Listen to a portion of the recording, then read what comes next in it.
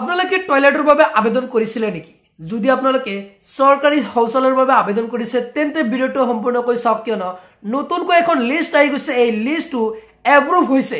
আপোনালোকে এতিয়া চেক কৰক, এই লিষ্টত আপোনাৰ নাম থাকিলে আপুনি লাভ কৰিব 12,000 টকা, কিয়নো অসম চৰকাৰে 12,000 টকা প্ৰদান কৰিব কেন্দ্ৰীয় চৰকাৰৰ তৰফৰ ফালৰ পৰা।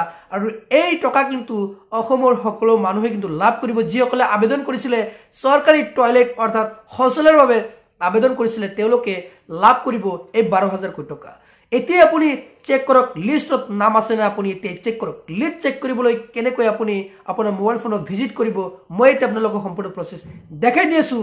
বলক মোবাইল স্ক্ৰীনলৈ। লিষ্টখন চাব কি কৰিব, প্ৰথমত আপুনি যিকোনো এটা ব্ৰাউজাৰ ওপেন কৰিব। তাৰপিছত আপুনি জাষ্ট টাইপ কৰিব SBM ৰিপৰ্ট।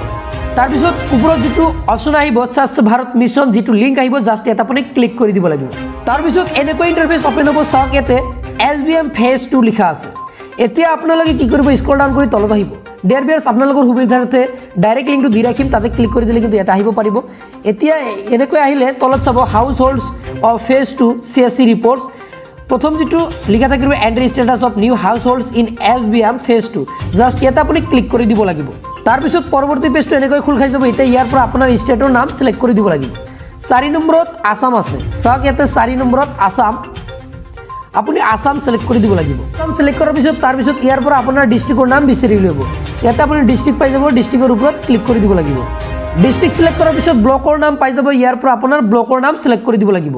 ব্লকৰ নাম সিলেক্ট কৰাৰ পিছত এতিয়া আপোনাৰ সন্মুখত এনেকৈ আহি যাব। আপুনি পঞ্চায়ত ৱাইজত আপুনি সোঁ চাইডত চাব ব্লু টিক, ব্লু লিখা থাকিব। আপুনি জাষ্ট সেই লিখাৰ ওপৰত আপুনি এটা ক্লিক কৰি দিব লাগিব। ইয়াতে চাওক সুন্দৰকৈ লিখা আছে, আপুনি জাষ্ট ইয়াতে ক্লিক কৰি দিব।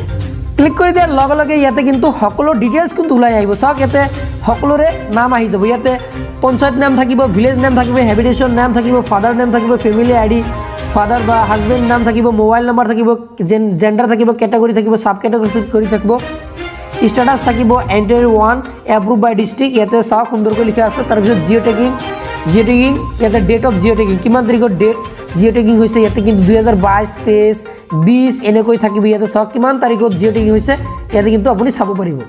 আশা কৰিলোঁ এই ভিডিঅ'টো আপোনালোকৰ বহুত হেল্পফুল হৈছে। যদি ভাবিছে ভিডিঅ'টো হেল্পফুল, তেনে ক্ষেত্ৰত আপোনালোকক ৰিকুৱেষ্ট কৰিলোঁ ভিডিঅ'টো এটা শ্বেয়াৰ কৰি আনকো দেখাৰ সুযোগ কৰি দিয়ক। তলত চাওক শ্বেয়াৰ আছে, আপুনি এতিয়া শ্বেয়াৰ কৰি দিয়ক। আৰু চেনেলটো যদি ছাবস্ক্ৰাইব কৰা নাই, চেনেলটো ছাবস্ক্ৰাইব কৰি ৰাখক। ফেচবুক পেজটো যদি ফ'ল' কৰা নাই, ফেচবুক পেজটো ফ'ল' কৰি ৰাখক। আজিলৈ মানে বাই বাই।